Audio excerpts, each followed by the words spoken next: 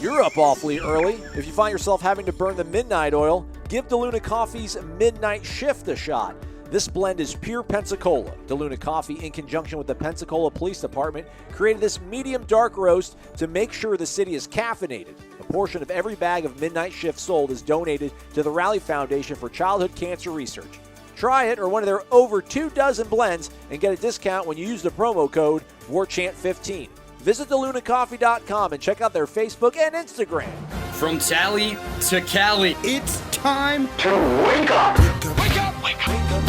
Warchant.com is your ultimate Seminole sports source. And this is Wake Up Warchant, fueled by DeLuna Coffee. Coffee's for closers only. Now here's Warchant.com's Aslan Hajavandi and Corey Clark.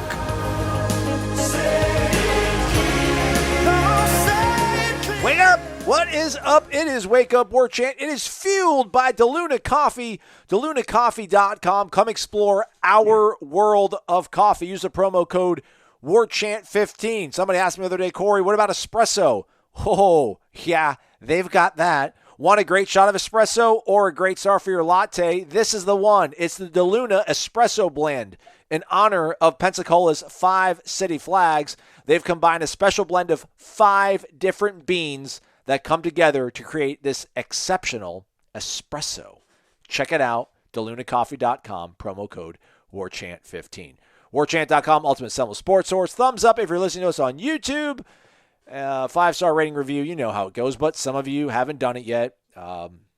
Maybe get around to it, because Corey right now is in his vehicle driving after grinding away in McCamish Arena, Pavilion, whatever they call it, watching the Georgia Tech Florida State basketball game. By the way, the audio quality is going to get much better in the part of the show where we go to Renegade Express, which starts probably in about 10 minutes after we're done doing our wrap-up here, Corey. So let's get right to it. Corey, how are you, man? I'm good, buddy. I'm good. It was a pretty ugly game. Not much fun there at the end, but, what are you going to do? You can't win them all, guys. You can't. Bit of a bummer, though, when you're the top team in the conference and you lose to the one at the bottom of the conference. Right, that's not great. Not a good thing at all. You did speak to Coach Hamilton after the game. He did mention, historically he does like going up against zone defenses. He feels that their schemes are sound, but there just seemed to be a little bit of hesitation. I mean, you point out the fact that Matthew Cleveland was able to kind of get into the middle of the paint, get into the middle of the court, get in the middle of that zone defense in the part of the second half where Florida State made a really good rally. And I thought, Corey, that they were going to win. And I'm like, this team just might have some sort of weird, crazy it factor to where they're just going to keep this thing rolling for a long time. But, again, you can't win them all. And they weren't able to close that lead and overtake Georgia Tech, who had taken a pretty sizable lead into half. What ultimately do you think kind of failed or let Florida State down Wednesday night in Atlanta? Yeah, it was the zone offense, especially in the first half. That last 5 minutes, Georgia Tech went on an 18-2 run. And when you lose by 14 or whatever it was, and you give up an 18-2 run, well, there's the difference in the game.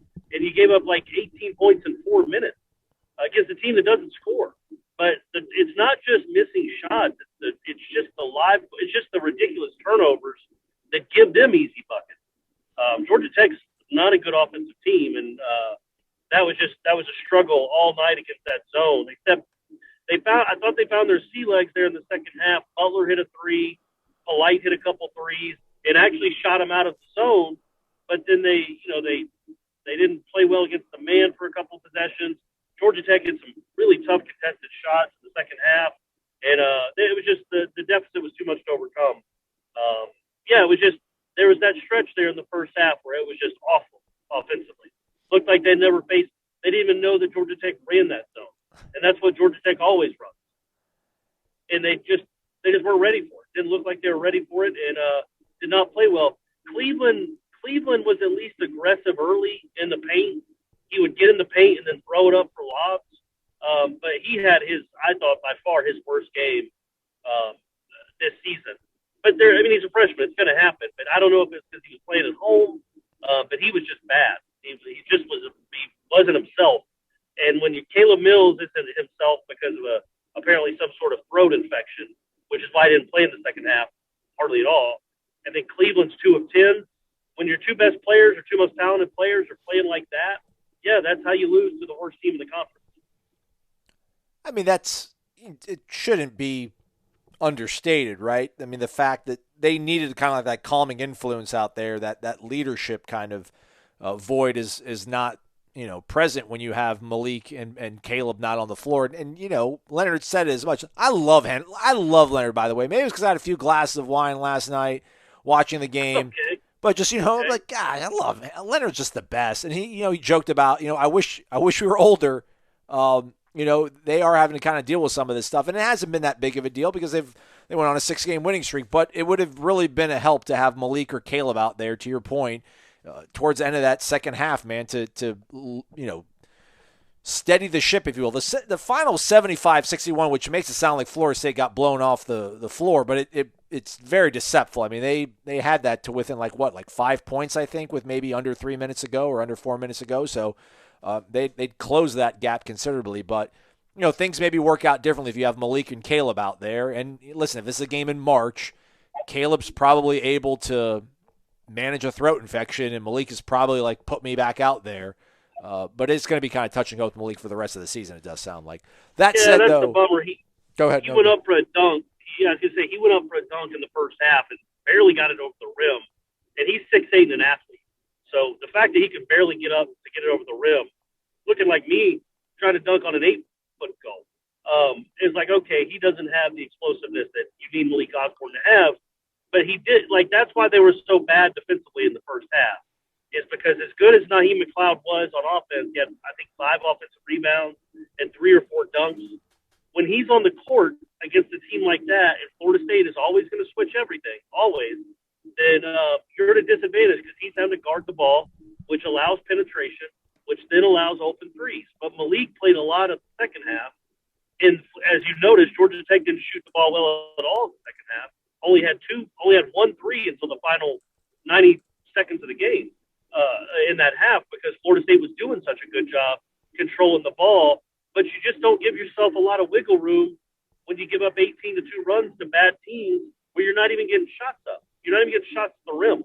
And that happened in the second half against Miami. They just really sloppy with the ball. Caleb Mills had 7 turnovers against Miami. I think 6 in the second half. And then Raekwon Evans, who's been good this year, at least this last stretch, had 5 turnovers on Wednesday night. And you just need your senior guard to not have 5 turnovers. You need to figure out a way to get shots at the rim because the way they were rebounding against that zone, all you had to do was get the ball airborne, and you were probably going to get a basket, but they couldn't even get the ball towards the basket. It was just, it was gross. It was gross first half, or gross last 10 minutes of that first half was where they lost the game, I thought. Florida State back in action Saturday against Virginia Tech, who fell to Miami on a last-second shot. Miami is now overtaken Florida State for number 1 in the conference. But, again, it's January. We've got the tiebreakers, so we'll be all right with that. So 3 o'clock. Don't you think, though, Aslan, that I was going to say real quick, and I know we got to wrap it up because we got a bunch of questions to get to. Lots. But you see what this team is. Caleb Mills is a very big deal. Yes. Like you talked about, he is a calming influence. He is a guy that, when they went to man, they shot them out of that zone in the second half. I don't know if you remember, but they made it 57-53, yep, and then got the ball with a chance for a breakaway dunk, and then they fouled Cleveland in the open court to prevent that from happening. Yeah, that doesn't happen, and then they go to man to man, and Florida State has like an empty 4 straight possessions. Caleb Mills against that man to man would have done very well, the normal Caleb Mills. And just overall having that guy that's confident enough to get the shots up, that's just you were missing that on Wednesday. And moving forward, I mean, you need the guy. Like if this is a thing that's going to linger or maybe keep him out from Saturday, then that's going to be a bear of a game too. Because you see what this team is without that kind of dude that can go get his own shot and maybe go on a run when other guys are freaking out a little bit. He can go get you those big buckets to stop a run. And they didn't have that there on Wednesday night. But back to the friendly confines of the Tallahassee-Leon County Civic Center and the Tucker Center, 3 p.m. against Virginia Tech. Audio quality is going to get much better here right after the break. And also, don't forget to stay connected to warchant.com. Later today, we will be speaking to a quintuplet, a quadruplet. What's 4, Corey? Quad. You got it. Quadruplet. Okay. Yeah, we get 4 newcomers, football guys. We're going to speak to them at 10:30 in the morning. We'll have the interviews. Corey's going to, I assume, is going to have to roll out of bed and transcribe that because he's a pro, and that's what he does. Just grinds. So we'll have that. Yep. Sorry, Corey, did you say something clever? I feel like I always feel. I don't Hell know. no, I didn't. I didn't say anything. All right. He's on the road. We're going to take a break, pay a couple bills. We'll be right back with Renegade Express, chock full of football talk. We're also, Corey's got an impassioned plea to people that are talking about the alliance maybe not being a good idea. You don't want to miss it. It's all coming up. Check out the show notes. Coming up right after this on Wake Up Warchant. One day the guy on the buffalo wing was riding around in a forest. Wait, hold on, man. It wasn't a buffalo wing. It was a buffalo he was riding. No, I'm pretty sure it was a Zaxby's buffalo wing. And he was eating a new buffalo garlic glazed boneless wings meal from Zaxby's. It sounds delicious, but it wasn't a... Yeah, it was a guy on a buffalo wing. Well, now I'm hungry. I'm heading to Zaxby's. And don't forget to listen in for the Zaxby's indescribably good Player of the Week every Monday on Wake Up Warchant. All right, on the ponies we go. Renegade Express. All these questions courtesy of you fine folks, our loyal, dedicated subscribers on the warchant.com tribal council. Corey, without further ado, we go to our first question. Comes from SQuinn67. Wake up! Loving the shows. You guys are bringing it in the off season. I don't think so, but I'm glad you think so. Hey, what are you doing? What are you talking about? Yeah, we are. We're bringing it. Okay. By the way, probably last show of the week. I mean, just I mean, like unless something really drastic happens. To which, like, what I would categorize it as, Corey, is if it would have to be a coordinator sort of news. Like if we end up getting a new receivers coach, I don't think we do a whole show. We obviously cover it on warchant.com. We do a video reaction that's on our YouTube channel. Maybe we drop that into the Seminole Headlines podcast feed. But I mean, do we do an entire Wake Up Warchant if there's a new running backs coach? Maybe not an entire one, but I think we could. They don't all have to be an hour, right? Oh, you're right. We could throw in some 21 minutes. Okay, minuters. All right. Yeah, we'll be here if needed. So, carrying on. Have you all seen the kid, the FSU kid that has become a social media star? He took on trolling Barstool Sports' Dave Portnoy this past weekend. Hopefully is getting some NIL money. S. Quinn, you screwed me up there. You put NLI. That's National Letter of Intent. Name, image, NIL. Yeah, what's the deal with this young man? So he apparently flashed an upside-down U in Tallahassee and got on – was he on the Jumbotron or was he on the actual televised feed? I can't recall. But Both. Okay. Both. All right, right on. So he flashes the upside-down U. And then I saw – I guess Portnoy at Barstool does something about he reviews pizza but only takes one bite of it, I guess. And then I saw Ham tweet something about Ham makes really good – Coach Hamilton said something about he makes really good corn pudding. And then, I don't know, this whole thing has really just gone into the stratosphere, and I'm not. But this kid's extremely entertaining, and shout out to mom and dad, putting him in good situations in front of the camera. He's crushing it. So, yeah, do you know more about this, Corey? I'm not all that hip to it. No, I mean, well, I guess, yeah. So he became like a little bit of a Florida State sensation. It's not just because he flashed down the upside-down U. The face that he made to go with it, like a little frowny, sad face, was really classic. It was really funny. And what was cool about it in the moment was that I can't imagine his parents had told him, hey, when you get on TV, flash the upside-down U with a smiley face. Like, he probably knew to flash the upside-down U. They told him that. But the frowny face, that was all on his own. That was improv, and it was great. And then he did it again. He wasn't at the game on Saturday, but I guess his parents filmed him when the game was over doing the same face with the upside-down U. That's all fine. I love it. I'm not a curmudgeon. It was really funny. It is an all-time meme. Every time Florida State beats Miami in anything, maybe for the rest of our lives, this will be the meme that people use. And it's well-deserved. It's a 6-year-old kid, cute kid, flashing the upside down U with a funny frowny face. But the game against Duke, and I can only speak against the game against Duke because that was the first one after the Miami game. They must have shown that kid on the big screen 10 times. Poor kid. Yeah. To the point where he got to bang the drum, which is cool. And they showed him, the first time they showed him pregame, the place went nuts. And it was like, yeah, that's well-deserved. People recognize it's that kid. He's still sitting in the front row. Hey, good job, Mom and Dad. He's still sitting in the front row, so so show him on the big screen. Everybody cheers.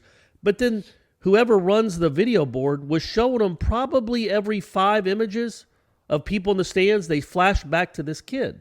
Yeah. Like pandering, like, hey, everybody cheer again. Right. And he went and got to bang the drum in the band, which was cool, but it's like, all right.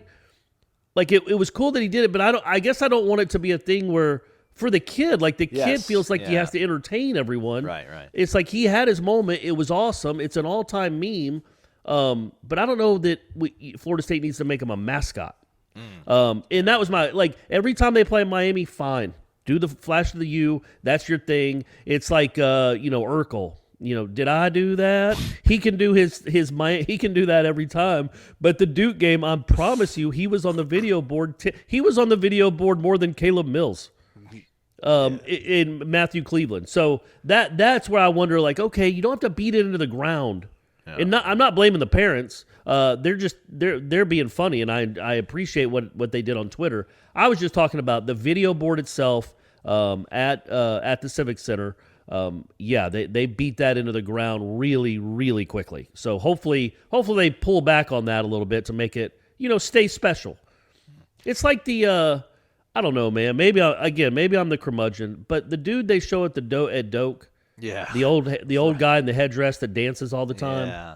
It's like, all right, man. I don't need to see that guy anymore. I'm sorry. I just don't. He doesn't do anything for me. You show him once, that's fine. They literally will show that dude 12 times a game. So I think he even made it onto the one shining moment college football thing they do, kind of where they do like an end of year video and they try to do like a little clip from every team. I won't be surprised welcome if back he's in, fans, and it shows him going all nuts, and it's like, oh, come on. He'll probably be on the front of the media guide. The way they roll with that guy, like it is 12 or 15 times. I'll say one other thing. Like again, I've only been to one game at the Civic Center this year. They have a guy that does and I don't know if you haven't been there yet to a game, have you? Because you've been watching from home. And folks, honestly, we don't do in-game interviews anymore. Or in-person interviews anymore. So being there is cool, it's great, but for our purposes with Zoom, for Aslan's purposes, especially for Aslan's purposes, guy. It's better for him to be at home. So the point though is, I don't know who made this decision, and this isn't just gripe at the people that work at the Civic Center. They usually do amazing work, and I'm sure they're doing great work this year. But they have a guy that runs these during timeout contests, like in-game contests when the teams are at the bench and they've got 3 minutes to kill for the TV timeout. And I don't know I think he might have an accent. Like I think he's from maybe an Eastern European I can't tell. I couldn't place it. But you don't hear him well anyway, and he screams at the top of his lungs into the mic where you literally have no idea what's going on. Yeah. You have no idea what's being played. He's screaming wildly, and people around us are just looking at like what. It just so I would hope they would tell that young man who's very energetic. Shoot ball in the hoop. Let's go, Noles fans. Shoot hoop. Well, I don't think maybe he's Australian. I literally can't place it because he screams so loud. You can't. When an Australian screams, can you tell the accent? Give it up, Alex Mastromano. Mastromano's the best Noles in the entire place. So, anyway. So, I'm sure there are other people that are listening to this that maybe not. Maybe I'm the only one. Maybe me and Ira are the only ones that are like, what is going on here? But the guy is very hard to understand, and I hope they tell him, you have the mic for a reason, dude. You don't have to scream into it. Like, the mic is right there at your lips. So, anyway. By the way, that was a long ramble, but I had to get some stuff off my chest. 5 minutes worth of that's fine, though. Kaysen is the young child's name, young boy, young man. Kaysen, so didn't want to short shrift our guy. Apparently he's on Twitter. It's Kaysen for Noles, like Kaysen Beatty, everybody. Your favorite punter's punter. So that's that. Also, shout out to the big homie Abdel, who always likes to drop in our live shows and throw in a basketball question when we're full bore into football. He commented on our Monday program, atmosphere was electric on Saturday in Miami. Glad I could be sitting behind Portnoy to witness 9 straight. Rank us. So Abdel down there getting a little bit of the Barstool tears in his diet. So that's super cool. So Nice. Yeah, there we go, everybody. We have a social media maven. And then, like Corey said, a meme that will last forever. As Quinn67 continues, question for the week. What is the best road trip you have ever taken to an FSU game before you were doing it professionally? S. Quinn67, class of 93. Sifu Hotman Nole then quotes that and says, can't wait for Corey's reply. I'm guessing he'll say 91 Michigan, and Aslan will say the Notre Dame brawl. So. He said the Notre Dame brawl. Yeah, that's yours, right? You can't. That's an unforgettable one. It's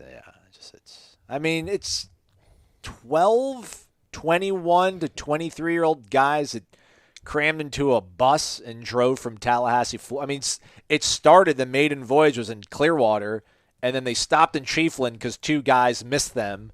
So they literally, like, got pulled up alongside in Chiefland, like, dude, we let us hop in with you. And they park it somewhere in the middle of nowhere in Chiefland. They hop in the bus, pick us up in Tallahassee, and then we make our way to Notre Dame, and we shut out Notre Dame up there. That was great.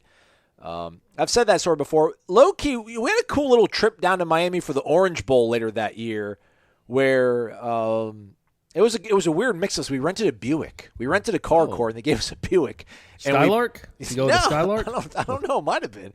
It was actually nice, though. And, we all piled into it. I always remember this. We stopped somewhere on the West Coast between, like, Sarasota and Naples. And I don't know where, but we stopped to get gas.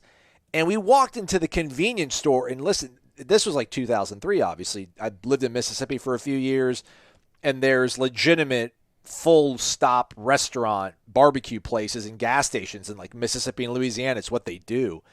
But like in Florida, we don't do that. And this is 2003, and the gas station, I don't know, it wasn't like it was the middle of the day, but it wasn't like a Shell or a BP or something brightly. It was, I don't know, for some reason we stopped at this kind of off-brand gas station. The convenience store, meanwhile, Corey, I literally think was like a butcher shop. And you walked inside, and it was just so dimly lit. It had the most peculiar, uncomfortable aroma in there. It just looked like they were going to film a horror movie in there later. Like we just walked on set, these dudes just in the middle of nowhere and off the interstate and like outside of like Venice or something. I don't know. But yeah, then we went to Fort Lauderdale. I always remember that we had a really good night in Fort Lauderdale, and then we're a bunch of broke college students. And I don't advocate committing crimes, everybody. But this is before the Uber era, everybody. I always remember this part of the trip. Like we didn't have a lot of money, and for some reason, like we drove to Miami. Our hotel was in Fort Lauderdale, or vice versa. Anyways, our cab fare was like $78, which there was like 4 of us in there, and we all could have paid $20 and been fine with it. But I just like looked at like I'm in the back seat. I'm like, let's just dip, y'all. They're like, what? I'm like, when he drops off, let's just run. So like we dine and ditched, but on a cabbie. Oh no! Yeah, and he got said that on the air. He got out of his car and chased us. He was pissed. He was mad. Did he get at one of you? No. One of us like ran the wrong way, but they looped around. It was one of our more spry guys. It's like a horror movie. Like the guy trips. Yeah. It's like you have to come back and pick him up. Come on. So we got away in that. Then the game night, the game itself, that was Greg Jones trucking Sean Taylor, but then Xavier Beitia not getting his redemption. My one friend, listen, I didn't do anything wrong. It was me and my buddy. My buddy was actually in that fraternity that was down here, the one that ended up marrying the girl that was dating Andrew Jones at one point, which, when's he going to get in the Hall, Corey? But that's a different podcast. Yeah, that's 5 years from now, I guess. Different podcast. So he ends up, like, this young lady is, like, screaming. He, like, yelled something at the lady. She yells something at him. Her boyfriend gets up, and then my buddy and the boyfriend start yelling. She gets security. He gets kicked out. And then I'm like, I got to leave my buddy. Like, I'm not going to just stay in here with him. So, like, we get kicked out. They escort us out of our seats and onto the concourse and then kind of, like, direct us to a gate. But it wasn't like they didn't watch us leave, and we didn't leave. So what we ended up doing was we swapped. He ended up wearing my Rick's jersey, and I wore whatever he was wearing. We just swapped what we were wearing, and then we ended up sitting in the most I don't even know, section 700 of that stadium, whatever it used to be. I mean, it was all the way up there. We were so secluded. And we watched the game and we lost it and it hurt. But there was good memories from the game. Did it say Rick's on the back of the jersey? No, but it wasn't a Winky jersey. It was a 16, and I bought it in 2002. I mean, it wasn't a Winky. It was a Rick's jersey. Rick's, man. All right. You could always say now that it's a Winky jersey. Nah, man, I would think most people with you wearing it would think it was probably a Winky jersey when they saw you wearing it. Yeah, but no, I love them. Yeah, I would have these long Henry, Ford, Henry Clay, the great orator. I would be arguing with people in the stands about how great Chris Ricks is, and it's Jeff Bowden that's ruining him. So anyhow, that's we'll never know. We'll never know, will we? We never will know. What's your favorite road trip, Corey? I feel bad for even talking about it because I was lucky enough to go to so many. I'll limit it to I'll just say New Orleans, the national championship game against Virginia Tech. I went with buddies of mine. My dad was there. He hooked us up with some really nice lodging. We were basically on Bourbon Street for, 2 or 3 days before the game, maybe. Nice. Then obviously they won. Walking back to the hotel, it was awesome. It was just an awesome experience. So that's my one. But there are too many to choose from, honestly, and I don't want to.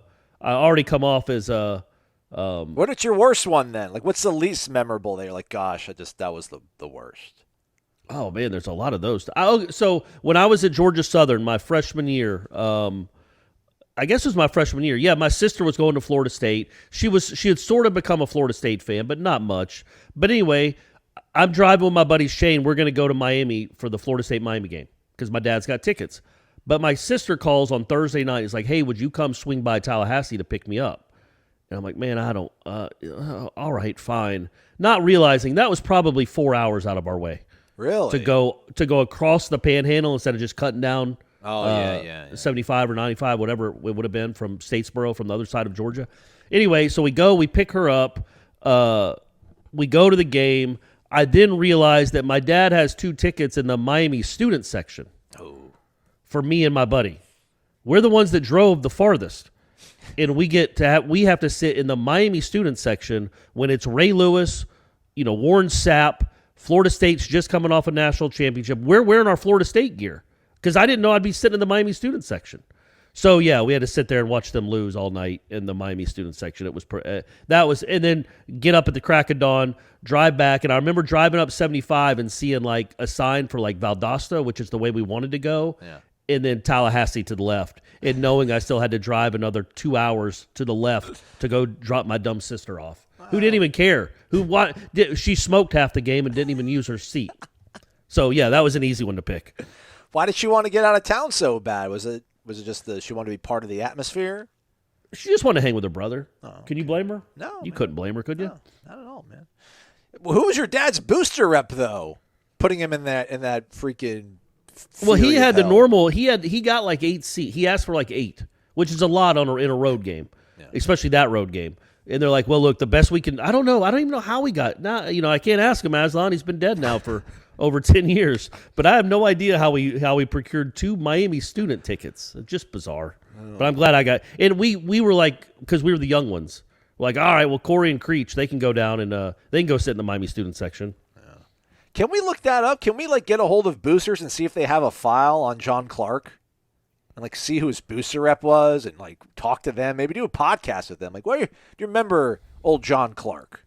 You're like, oh yeah, probably. What's funny about that is so I don't know if I've told this story before, but when he died right before the 2011 football season, and he had 4 tickets in good seats in the stadium, and then he also had 2 club level tickets.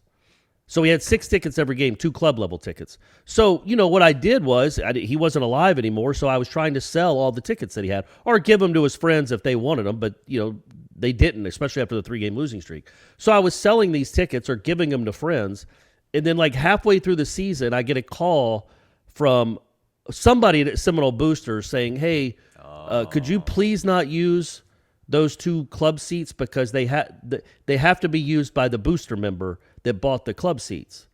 And I'm like, yeah, but that booster member died.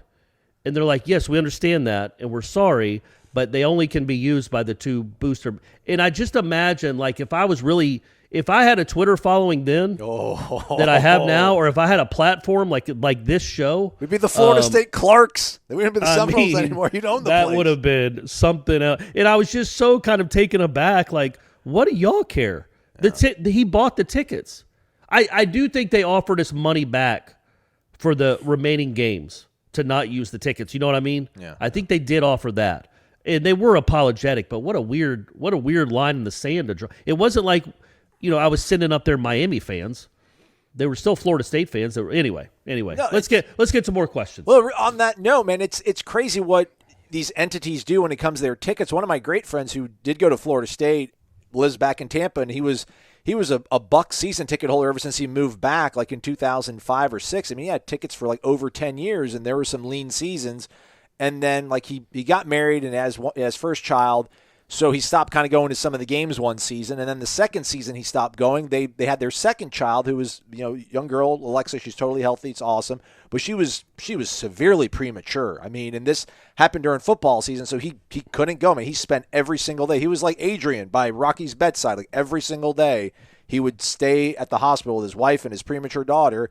And the Bucks rescinded and revoked his ability to buy season tickets because they have the ability to like. They take some sort of photograph of the stadium seats every single game, I guess, and they zoom in on. They're like, you haven't used your tickets in 2 years, and you keep selling them on the. And you would use like NFLTicketExchange.com where the official thing was, but they're like, yeah, we're taking away your ticket purchasing ability, and he didn't cause a stink about it. But I'm like, dude, you could have had the entire world on your back. Yeah, you could have been on the news. Yeah, man. So anyhow. But yeah, the whole family's doing great. They're all healthy. Hey, maybe Florida State should think about doing that at these basketball games. Yeah. Zoom in on those pictures around midcourt where half the seats are empty. Oh, stop it. Let's go down to Naples. Speaking of the West Coast, let's go to Mark M. Adam CZ. Wake up! How is this basketball team not ranked, sitting at number 1 in the ACC with a win over Duke and 2 wins over Miami?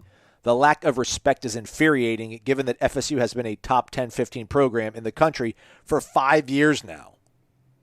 I meant to watch this on ESPN. They went to break, and they're like, coming up after the break, they're the number 1 team in the ACC, and you won't believe who they are. And I don't think it was Florida State. I don't think they talked about Florida State coming out of the break afterwards. I don't know. I thought you just said you didn't watch it. I know, but I heard like the last 30 seconds when they did come back, and like they talked about the team beating Wake Forest and somebody else. I'm like, well, they did not beat Wake Forest, so it's not Florida State. Unless maybe they were wrapping up their thoughts and be like, oh, hey, don't forget about this team that just beat Wake Forest. Yeah, it could be. So that's possible. Not trying to. Well, it's also weird that they would frame it like that. Like, you won't believe who it is. It's just the team that's been the best in the conference for the last 4 or 5 years. Can you believe Florida? I saw. It's like Alabama, though, right? Like if Alabama just overtook Kentucky in the SEC basketball, it would just be right. weird. But it's been a minute now. Like this isn't like a 1 year wonder. Like this is a 5 year. This is a 5 year stretch now. But I will say this: look, this team still has plenty of warts. The fact that they win all these, they've won so many of their games by 1 point or 3 points. They're not rolling over these teams. And look, it really doesn't matter. I mean, I think if I was an AP voter, at least before the game Wednesday night, I would have had them somewhere near 24 to 27, somewhere in that range probably. But it's all right, man. You make your respect. As long as you get in the tournament and make some noise, that's where you gain your respect. And remember, for the first time ever, Florida State was picked to finish second in the preseason ACC poll, even after losing all that they lost from last year. So finally, people started to understand, okay, this team is here for a while. Leonard, this isn't a fluke. Leonard always produces good teams. Even though he lost all these guys, we're tired of getting made to look foolish with our preseason predictions. So we don't even know who these guys are, but we're going to pick Florida State number 2. So it's slowly working its way around. Yeah, first you win the hearts and minds of the coastal elites in the Mid-Atlantic region, and then soon enough, everybody's on your side. I'm trying to pull up to see if Lenardi's moved Florida State around here.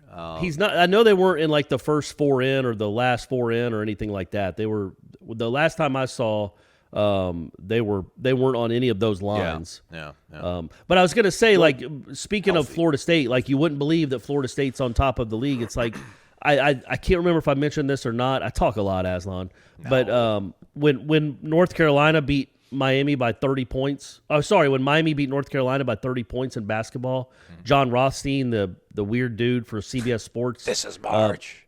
Yeah, some people have hobbies. I love college basketball. Whatever it is. Just all these stupid sayings that he's now marketed into T-shirts that I guess some saps actually buy. But he was like, Miami beats North Carolina by 28. And no, I'm not talking about football. Something along those lines was the tweet. Right. And I'm like, man, Miami hasn't beaten anybody by 28 points in football since I was in college, essentially. Like, what? Well, let's quit acting like Miami is like that. Miami has had much more success recently in basketball than football. They've actually won a title in basketball in this conference. Right. It might be, I think Jeff said they might have also won like a women's track title. Okay. And that's a wrap for the All Canes Conference. In 20 years, they've won 2 conference titles, a basketball one, maybe a baseball one, I don't remember, and then a women's track one. But it's certainly they have beaten North Carolina probably as many times in basketball in recent years as they have in football. So let's quit acting like that's surprising. Just like, if you're following Rothstein, you live in Kansas or you live in, Well, you're right. Somewhere that follows Gonzaga, and you're like, oh, yeah, that's right. Haha. Yeah, low-hanging fruit. Anyhow, second part of Mark's question, which, yeah, man, the lack of respect, it could be inferior. I mean, again, just give us a good seed in March. We'll take care of the rest of it. That's all I care about. But, yeah, it'd be nice to see your team ranked scrolling at the bottom of the screen. I get it. On to football and Jameis Winston. With Sean Payton leaving, and if Tom Brady were to retire, Mark, could see Jameis going back to the Bucs. They would have resigned him if Tom freaking Brady wasn't available, right? Could you see this happening? Who? I don't know. Well, what's the deal with Brady? I mean, there must be fire to the smoke, right? Like, no, I don't remember anybody during the season talking about Brady retiring at all. Yeah, I thought they were talking about him playing until he was 50. Yeah. And he led the league in passing, right? I think he led the league in passing yards. That or touchdowns, one or the other. I know Rodgers was pretty. Yeah, but he was great. Yeah. He was good. He was the best, very good. And nobody was talking about him retiring, and then all of a sudden in that game they're talking about this might be it, which leads you to believe that maybe he's done. Like he just doesn't, like he's told people that he's done, because otherwise I don't understand where it all came from all of a sudden. But that to me would be, I guess they're going to need to get somebody on the. They're not going to get like a great pick in the draft, clearly. So, yeah, man, I guess that would be a chance. I guess they know Jameis knows the system. Yeah, I mean, you would have thought he would have retired after last season. Just like what an absolute perfect way to end it. Like you show that you're not a system quarterback. You left that place that you did all your winning at. You go to this new place and you end up flipping them into a winner, and then you walk off into the sunset. But then they just talk about how just competitive he is, and like you want to defend that title, and then you want the ability to be able to defend it, and you don't, and then maybe you're like, all right, I can't do this maybe after all. But I just think, I don't know how all this free agency stuff works with the Bucs and their salary cap, but I would think they're largely coming back intact. Like their offensive line is pretty decent when they're all healthy in there. Yeah. I mean, I know they lost Antonio Brown, but the big thing was them losing Chris Godwin. I think he's still under contract. Mike Evans is still around. They've got some tight ends that can play. Scotty Miller's all right. So, I mean, he's still got a pretty good setup around him. But when he gets sacked, though, like when he's not performing well, like it almost looks sad. But it doesn't happen all that often. It was only for like a quarter and a half. He kind of looked feeble against the Rams. But, yeah, I guess you could bring Jameis back, I mean, Bruce Arians is still going to be in Tampa, allegedly. So maybe they do run it back. I don't know, man.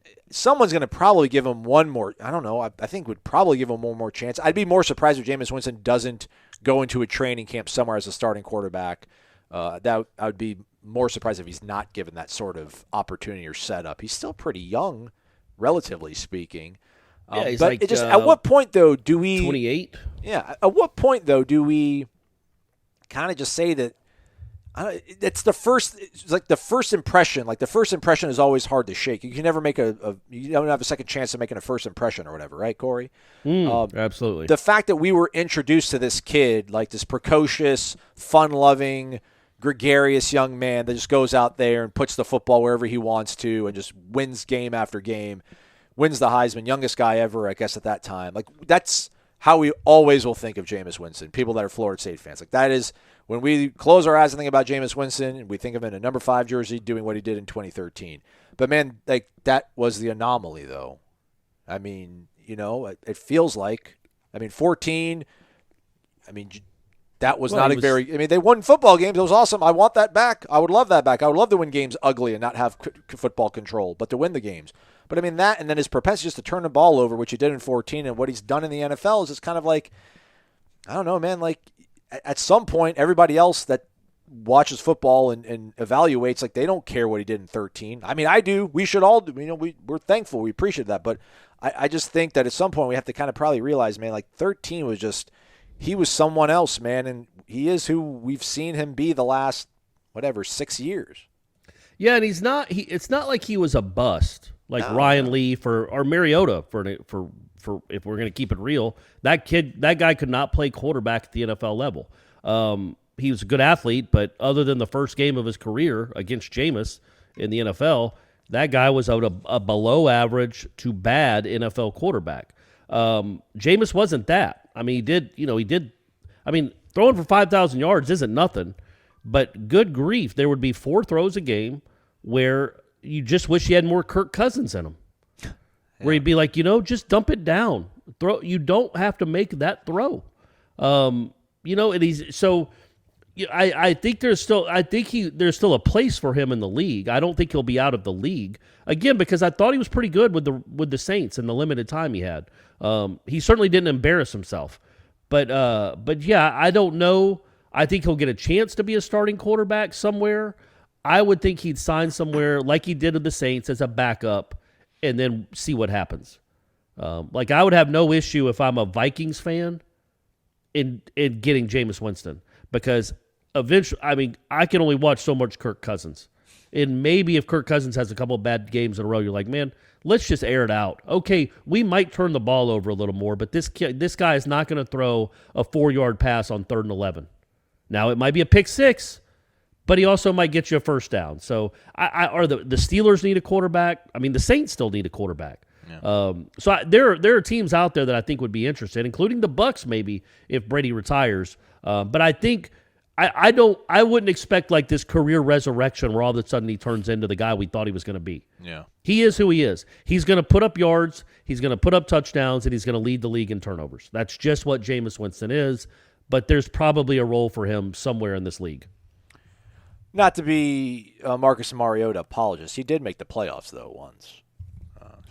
Jimmy Garoppolo's about to be in a super. Yeah. Jimmy Garoppolo might be in a Super Bowl. Right. Wins are not a quarterback. Wins are not a stat or whatever they say. Right. I get it. I agree. I agree. Everybody. Third part of Mark's question. Corey, hope you enjoyed the Georgia Tech game with Brady, and don't let Jeff and Ira give you crap for hanging with Stephanie in New Orleans. I'm bringing Lauren. I think that's Ms. Adamchek, and I know my man Shane Kirkley is bringing his lady. Man time in New Orleans is overrated. I did my share of that when I was like 20 in college. So what's going on here? You're gonna. So what? Jeff and I give you some grief on headlines for bringing for planning on bringing your lady to New Orleans for the big game. Well, Jeff did. Not Ira. I won't throw Ira into that mix. But yeah, Jeff was like, because Christy was asking about going, his wife, and I basically said no. And he's like, but I'm sure Corey's bringing Stephanie. And I'm like, yeah, man, because I like hanging out with. I like women. I'm all right hanging out with women. He's like, I like women. I just want a guy. It's like, but look, there are times for guy trips, and I have those with my buddies. Like when you go to a casino with your buddies, it's fine. But this is a trip. This is like a trip to a cool city. Of course, I want Stephanie there. She's a lot of fun to hang out with. She's fun for everyone to hang out with. And yeah, I don't feel bad about it at all. It makes no sense. I like spending time with her. So I want to spend as much time as possible with her, Aslan. You know what I'm saying? I bet by that time you might have a lady friend that you're bringing to the Big Easy with us. Let's not get carried away now. Yeah, this is interesting. I would typically, I'm more of a Cameron guy on this issue, but this is I used to get a lot of back in my 20s. But this isn't like just a football trip. or a dude's trip. You're going to New Orleans and it's a football game. Like, yeah, I mean, you're going for I think work. most- I get it. I mean, here's my thing. I would say this. What I would say, I think is different between Jeff and I. Like, for as long as I've known you, it's been Corey and Stephanie. So it's you guys are all you're a package deal. Right.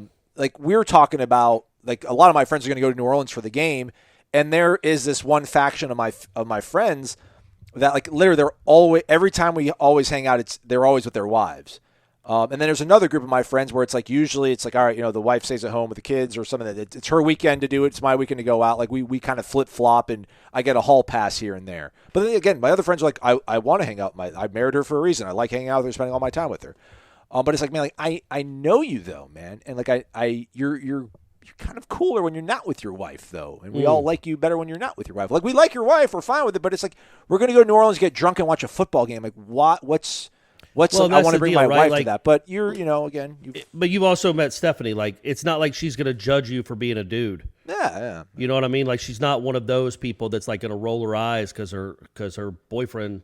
So weird to call myself that. She's I'm in awesome. my Yeah, she mid-40s. goes with the flow. I think there's Yes. certain Yeah. significant others like they're going to try to alter. They want to get into the inside joke, and they want to like crack jokes. And it's like I love you, like you're my best buddy's like wife, and like you're awesome. But like, I mean, no, that's not how I know you guys. I know you guys as separate people. But yeah, I know you as, and yeah, Stephanie's awesome. Like whenever we're out together, she does her thing. She's low maintenance. You don't need to be there holding her hand and like steering conversation for her, and she doesn't, step on people's toes. But I see where Jeff's coming. Maybe Jeff just misses you, Corey, because he knew you back in your Wildcat days. The old Wildcat days. Yeah. Everybody remembers those days. Yeah, boy. But yeah, I mean, you're working the game, so it's not like you're going to be spending all. Well, Friday night I'm not going to be working the game. Saturday night I'm not going to be working the game. Okay. Good segue. And look, there's only about a 20% chance Jeff even comes. He's always big talk about going on these road trips, and it never, ever happens. Hey. I've seen him on the road 3 times in my life, and I've been covering Florida State football games for 15 years. Hey, so man. There's about a 20% chance he'll actually be there. He braved Notre Dame in 2018. He was in Chicago. I can vouch for that. I think he might have been contractually obligated to be there. That's the only reason. Let's go to Hawaii. Let's go to Ralph, Spartan Noles 71. Aloha, guys. How's it? Which is cool, but you see Timmy Chang got hired at Hawaii, his alma mater, and he did like a Zoom, I don't know if it was a Zoom, he did like an introductory video that he put on his social media, and he started off with like, Aloha, guys. How's it? And I was like, Ralph! All right, this is a good segue from our question about New Orleans. Being that the LSU game will be my first time, Ralph says, in New Orleans, I was wondering if you guys, with a Z, could give me a few pointers on which street to try and get my hotel on, things to do when the Warchant Ohana, that's family, is not gathering for a pregame karaoke contest courtesy of Ray and Ed, or any other nice to know, such as places you must eat or something you just have to make time to go see, etc. Really appreciate you guys. Go Warchant, oorah. I will say people. this, especially for Ralph, but it really should be for anyone going. They have I assume it's there. Like, I don't think it was just a seasonal thing or like a one-time thing. I think they have a World War II museum there. Oh yeah. I'm almost positive they do. They do. And it was me and Stephanie went, and we actually had to we had to kind of speed through it because we had to be somewhere else, which I didn't enjoy having to speed through it. But it's really, I mean, you wouldn't expect. There's some connection with New Orleans that, of course, I mean, they told us when I was there, but I don't remember it. Maybe they made the boats there, or they shipped out from there. I don't know, but there was some connection in New Orleans as to why it's actually in New Orleans. But it's really well done, and it's immersive, and it's at least a few hours. So I would definitely suggest that, man. As far as like a sightseeing thing, the World War II museum was really cool. Apparently, New Orleans is home to the LCVP, or the Higgins boat, which was the landing craft that brought U.S. soldiers to shore in every major amphibious assault of World War II. Dwight Eisenhower once claimed the Higgins was the man who won the war for us. So, yeah, it's there, the National World War II Museum in New Orleans. Check that out, Ralph, for sure, absolutely. Hotel-wise, like, maybe Central Business District, I would say the CBD, like around Poydras, like off Canal. You don't want to be on Canal. Canal's like this strip almost. But like Poydras is a good sort of road to be off of. I like the Ruby Slipper Cafe in the Central Business District. They have a couple chains out there in New Orleans, but that specific location I think is just totally aces. Check out the Carousel Bar. That is in the French Quarter, and I think it's off Royal Street. It's not on Bourbon. It's off Bourbon a little bit, but it's really this nice little bar with a carousel in the middle of it. It's classy. It's swanky. If you're going to bring Miss Ingrid, you'll like it. So I would say that. Tag them, everybody, if you're on the warchant.com Tribal Council, Spartan Knoll 71. Tag them. Tell them where to go. But, yeah, we'll let you know when we figure out the hotel situation. Corey will be in Harrah's, right? You're going to be at Harrah's? Harrah's. Yeah. Yep. Yeah. There's a La Meridian next to Harrah's. I like that one. Maybe, but it's expensive. But maybe try that if we don't have some sort of group thing that we end up doing. Did you want to add something, Corey? I feel like you were about to go on something about Harrah's, or did I blow your cover? No. Yeah, please, guys. Please, I'm out there to have fun with Stephanie.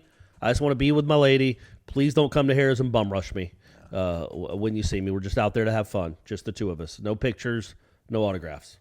And do the cliche touristy thing, grab a hurricane in the courtyard at Pat O'Brien's off Sure, off if Bourbon. you want. You don't have to. And you really don't even have to do the what's the thing that golly. Cafe Du Monde, getting some beignets.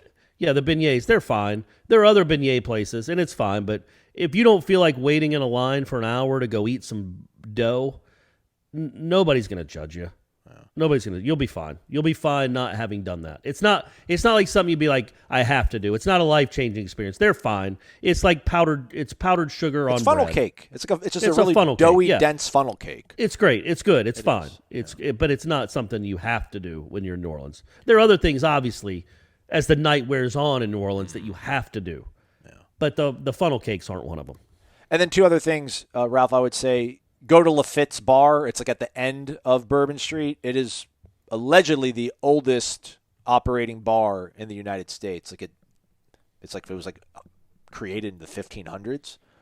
So check that out. And then Frenchman Stephanie and Street. I have a story about, I can't tell it on air, but remind me one time, Aslan, maybe when we were in New Orleans. Okay. And we can tell you a story about that bar. Okay. And then Frenchman Street, if you want a little nightlife that's kind of authentic New Orleans, and you'll hang out with the locals. Maybe a little bit younger crowd, but there's live music, and it's not as debaucherous as Bourbon Street, but it's got a good vibe to it. Frenchman Street. And it's check like it out. jazz, that's the real New Orleans music. Yes. Which, by the way, I hate to say it, but I do not like jazz I at don't all. either. No. So it's hard. We did it one night when we were there. We went and hung out for like an hour and a half. I even bought the guy's CD to be nice. I'd never cracked it open, never listened to it. I guess it was a CD. I mean, I wasn't there in 1999. I guess they still sell CDs. I don't even know where I'd play it. If I still had it, but I can't do it. I can't. I'd rather listen to. I hate to say it, but I'd rather listen to a cover band play, 9 Inch Nails or Led Zeppelin than a jazz band, just because I don't like that type of music. But you might, Ralph, and they've got a lot of places to offer. Yeah. Well, yeah. Let us know. The closer we get, we'll hammer out a whole itinerary for you, Ralph. All right. Let's see if we can speed through the rest of this. So they all don't have to be an hour, but this one's an hour. Old Dad's a Nole. Wake up, guys. Side note, when music videos were actually a thing, The Living Years had a pretty cool video. How'd that song go? I'm not singing it again. But I think I remember Corey. it. I think it was black and white. Yes. I think it was a black and white video. Kind of reminded me maybe a little bit of the Don Henley, The Boys of Summer video. Yes, very similar Another good aesthetic. one. Yeah. As we all know, the ACC in football is painful to watch. The results show it. But what in the world has happened to basketball? The conference is sliding into mediocrity at an alarming rate. Is it the lack of talent due to NBA early entry rules? Is it a lack of quality coaches? For example, I bet Boston College wishes they hadn't run off Skinner. Only 5 teams in bracketology right now. This isn't happening to the ACC, but has already happened, in my opinion. And I'd like you guys to offer your take on why the elite basketball conference has fallen so. Keep up the good work, Old Dad. I don't know. It's a good point though, and it's not. It was bad last year. I think was Florida State the last team standing last year in the tournament. And I wasn't gonna say. I was about to say they only, but they were in the Sweet 16. I think they either had 1 or 2 teams in the Sweet 16, and that was it. I don't know. North Carolina is clearly in transition. It has not been like the dominant team that we expect them to be for a few years now. Syracuse, look, if that guy hadn't have gotten a woman pregnant when he was 60, at Syracuse, his team would be winless. Like, the only guy on his team that can play is his son, who literally, Jim Boeheim's 80 years old and he has a 20-year-old son.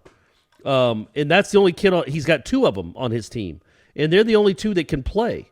And by the way, his team got hammered the other night by Pitt. And then after the game, Boeheim was basically blaming the players. He's like, look, Jesse Edwards, who is a center, he's like, I want him to be better than he is, but he's just not. This is who he is. He's not very good. Oh, jeez. Just completely through. He's like, he's getting better. He tries, but you watch these games, he brings the ball down, and he's not strong enough ever to get a shot off. And it's like, golly, man, who would want to play for this dude? Not only do his 2 sons take all the shots, but he just completely he's a curmudgeon. He's 80. He's been there forever, and he badmouths all the players on his team. It's like, of course Syracuse isn't any good right now.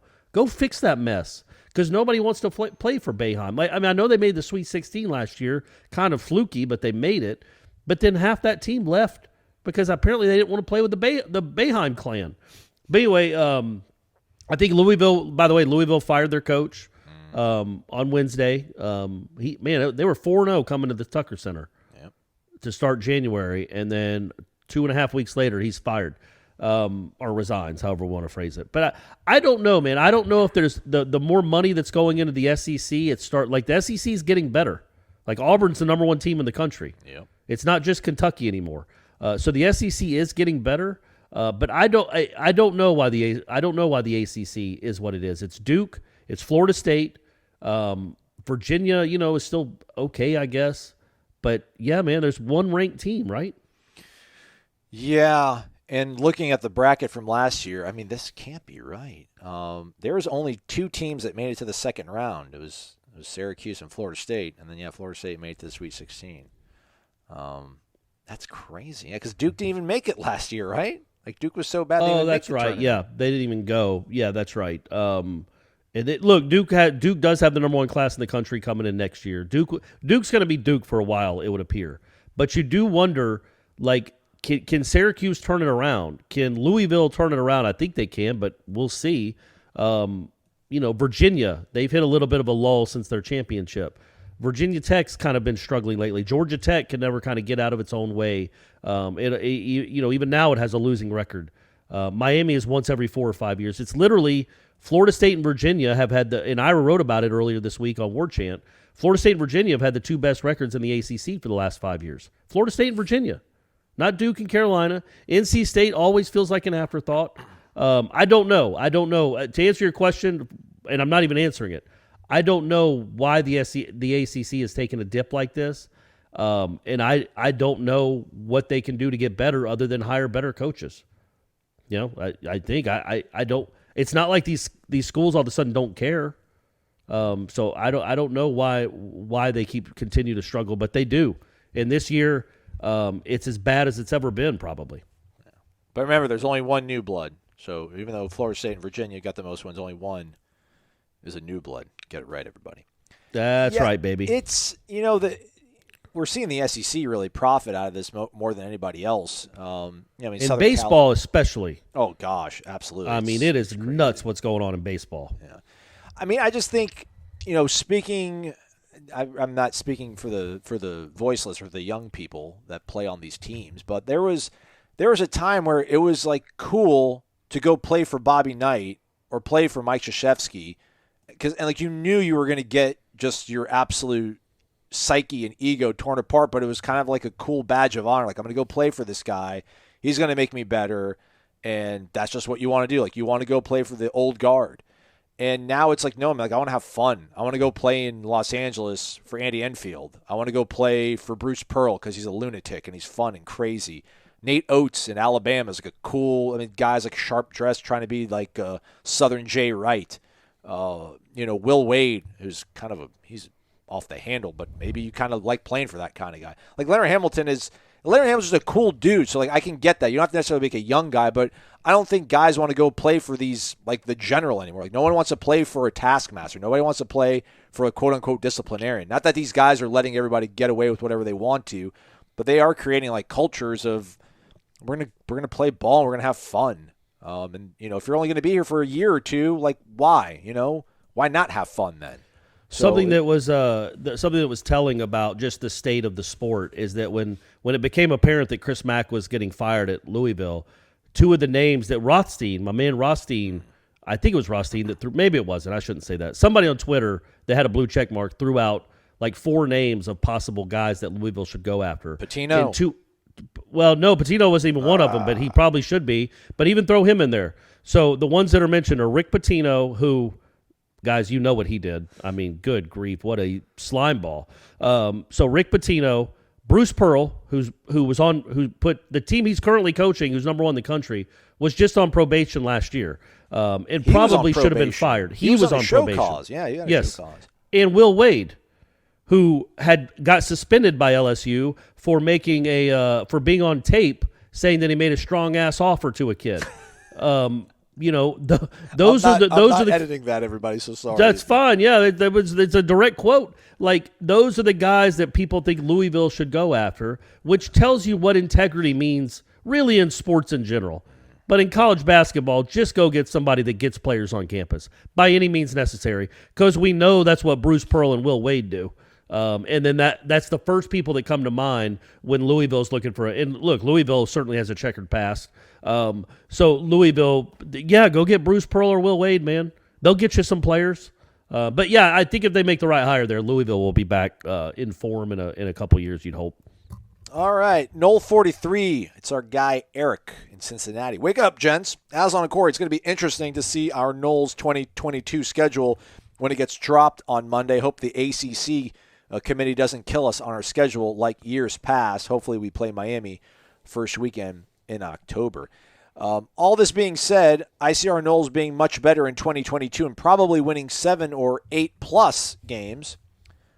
That's a way to put it. You can do like 5 or 6 plus, and then if they win 10, you're like, what? I said 6 plus.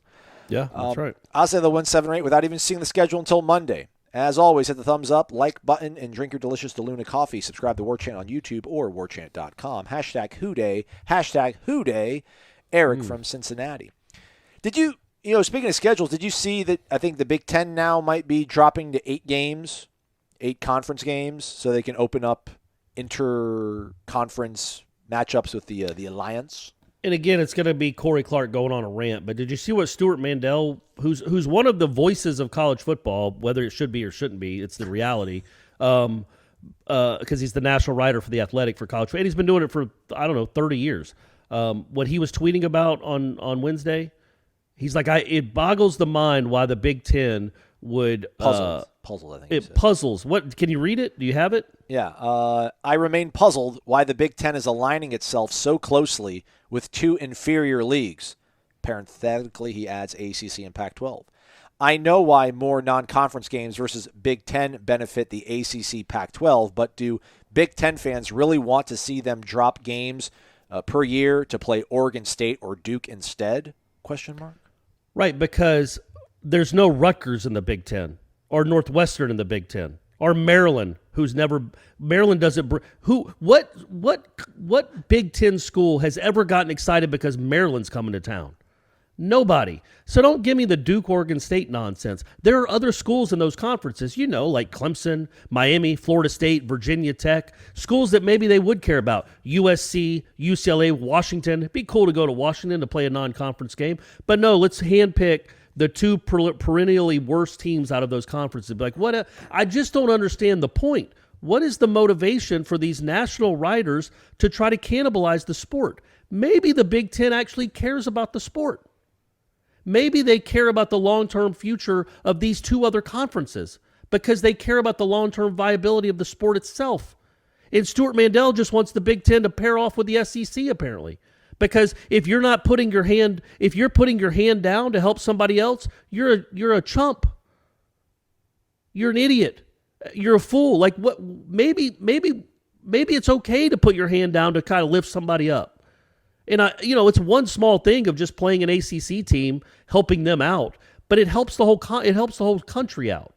And it'd be cool if people that get paid to cover this sport and care about this sport, like I know Stuart Mandel does, would actually understand where this sport is going if there isn't groupthink, if there isn't a collective will to make the whole sport better and not just care about money between the Big Ten and the SEC. Anyway, that's just me. He retweeted two of the more sort of logical rebuttals to that kind of encapsulate Corey's point of view. Somebody was like, well, instead of saying, Duke or Oregon State, you could say they drop a game and they'll play Clemson or Florida State or Southern Cal or Oregon. Kind of looks different when you frame it that way. Mandel says, yeah, those matchups are nice, but that's not what most of the games will be. And people will watch Ohio State versus whoever they play.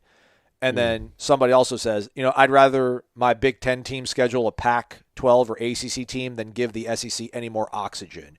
The Big Ten, ACC, Pac-12, we can form a football embargo and let the SEC sit in the corner and play with, themselves. And then Mandel says, okay, so purposely restrict yourself to playing inferior conferences just to stick it to the SEC, which will not suffer at all. Got it. Yeah, so that's the mindset you're working with. Yeah. You know what I mean? Like, what I don't understand what they want. Do they just want the SEC and the Big Ten to have a 30-team conference and just play each other, and that's it? And the SEC wins the next 45 national championships?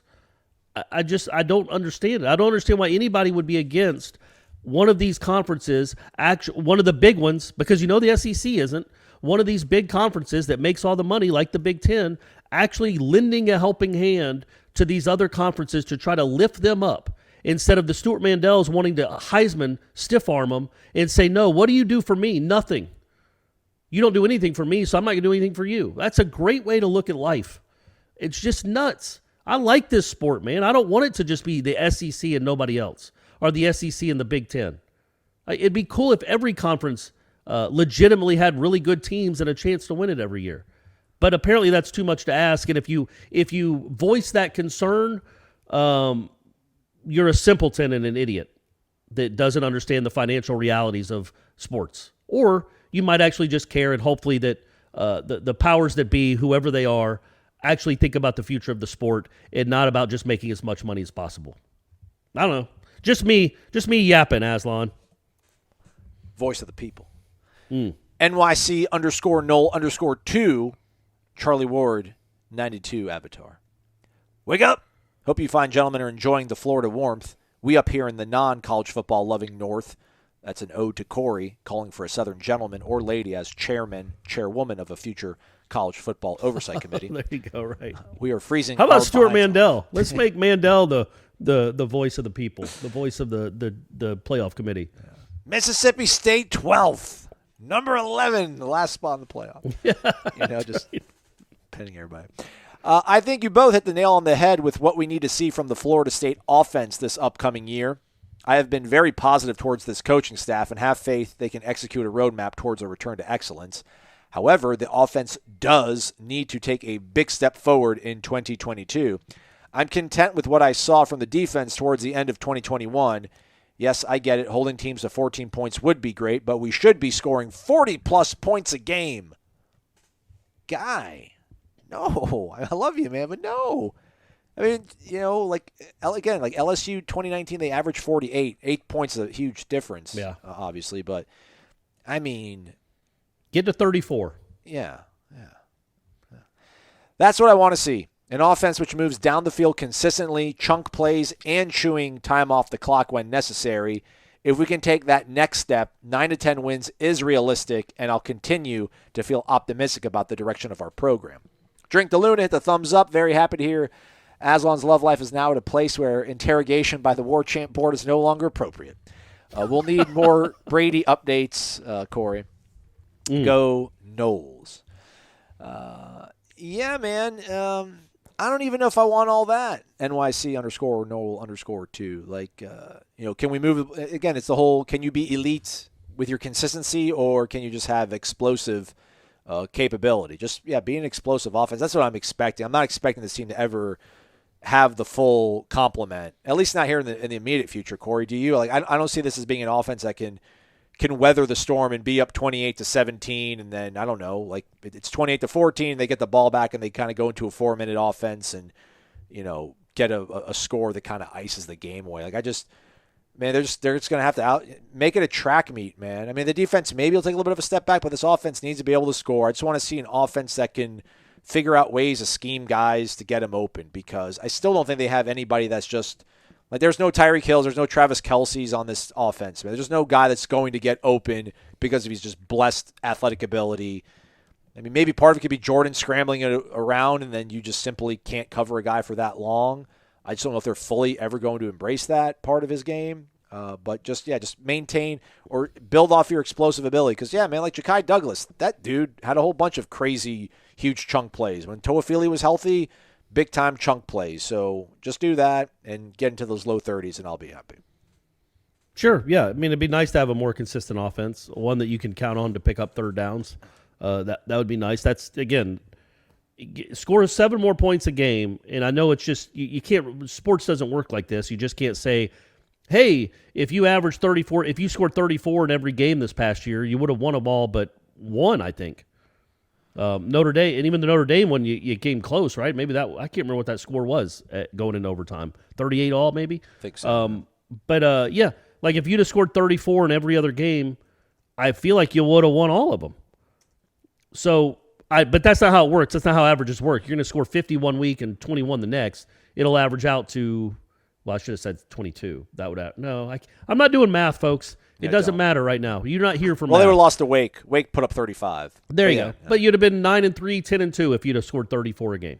If we do the simpleton, just average out 34. So, but the offense it has to be better. You can't survive in 2022 averaging 25, 27 points per game.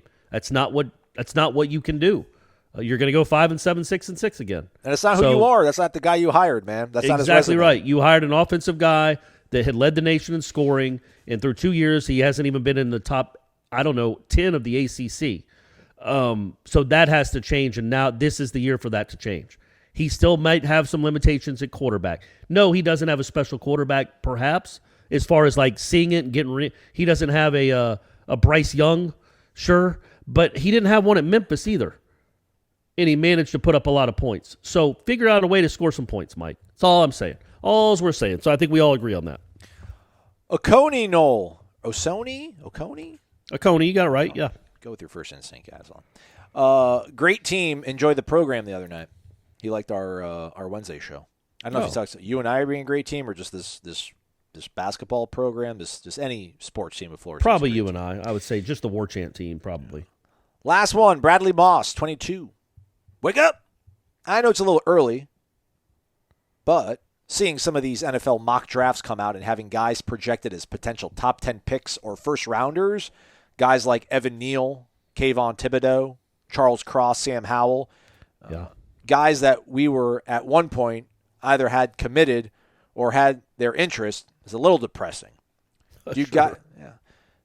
Especially the Charles Cross thing. That kid was in the middle of Laurel, Mississippi, not in the middle of nowhere, but just kind of no man's land, like not close to Oxford. You're kind of like a Southern Miss territory almost, but that was a Greg Fry, Willie Taggart thing. He was committed, and then with the way 18 played out, he's like, never mind, and now he's potential first-round pick. Do you guys feel Mike Norvell can actually start reeling in the big fish? I like what we've been bringing in transfer-wise, but like Corey has mentioned, in order for Florida State to get back to competing for championships, we really need to be able to land some elite high school players and develop them. Just need to start stacking those wins. Curious to see the schedule release on Monday so we can possibly get to the Aslan 10-win projection. Excited to see who else we could bring in high school or transfer-wise before we head to spring ball. Thanks, fellas, and as always, go Noles. Well, hey, man, he got the first ever 5-star offensive lineman in Rivals history for Florida State. You know, I'm sure like Trey Thomas or somebody else would have been like a 5-star back in the day. That was a long time ago. No offense, Trey, love you. So he did get Armella. Sam McCall's a big-time guy. This Azaria, I've seen in my head the tweet that the guy, Amstaff Knoll, did. Oh, I just broke my favorite pen. Dang it. Oh, no. Azaria, I think he said. Azaria Thomas. Marcus Woodson's gassing him up on Twitter. We might end up, maybe he'll be a guy like, who cares about that Travis Hunter guy? Look who we have here.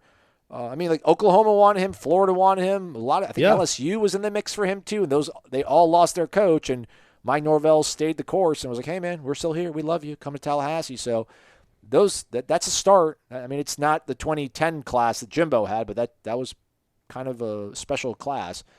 Yeah, man, that was, again, I've said it a couple times, I think my concern was, can he get elite prospects that other schools are in after, like in the South? Like, can he go into a living room and convince you, don't go with this Kirby guy, don't go with Nick Saban, come with us?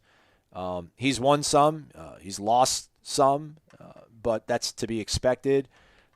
I think he can start getting. He's got to win, though. I mean, which makes not a hot take by any sort of means, but he's not working the charisma angle, man. He's got to work the. We can get you ready for the NFL, which he doesn't have a lot of gravitas compared to Kirby and Nick and Dabo, unfortunately. But man, get off to a good start. Start off 2-0, beat LSU, and then I think you can get enough excitement and you can hold on to these top tier guys. Well, and you better hope that one or two of these wide receivers puts up numbers, because these guys see, if you're being recruited by Alabama, Florida State, Florida, whoever, LSU, and you, especially like LSU, Alabama, and you see the numbers their receivers put up, and then you're seeing the numbers of the playmaker offense, where your leading receiver has 26 catches for 290 yards or 350 yards, that's not appealing. So, but now he's got guys we think that can put up numbers, and maybe it's in the collective.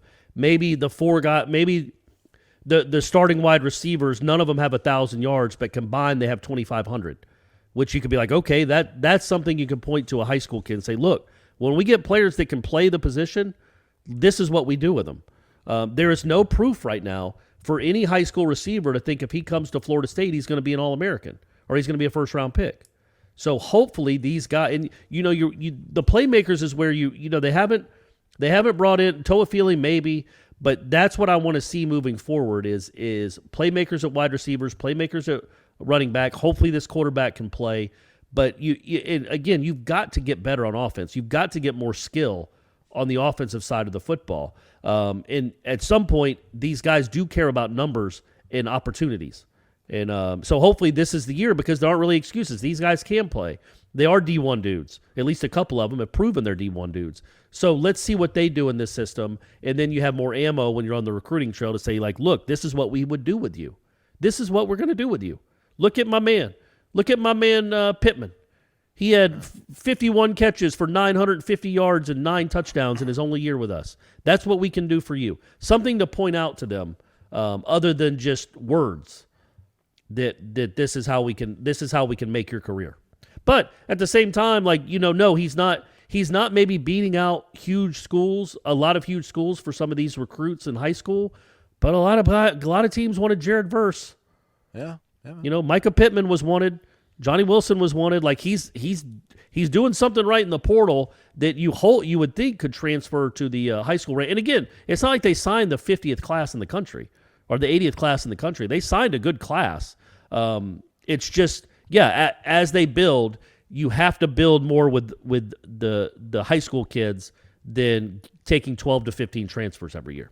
So hopefully this might be the last year they do that. We'll see. Yeah. And it was a very offensive line heavy class, and outside of Armella, they weren't elitely, that's not even a word, but they weren't elite offensive linemen in terms of the evaluation. But as we've known and talked about on this show and every other show that's on the warchant.com podcast network, it's the toughest position to evaluate, man, in high school. Like, no one really knows. I mean, you can tell some of these guys, like, okay, Evan Neal, obviously you can tell. Andre Smith you can tell some of these guys, but go look who's going to be starting on the offensive lines on championship weekend. I bet you 70% of the offensive linemen that are starting on Sunday were probably guys that were 3 stars and less on Rivals. So, and if those guys pan out, some of those guys, and you're sitting right now 18th, that's a solid class, and that doesn't include all the transfers. So, no, I think you're top 10. I generally think you're top 10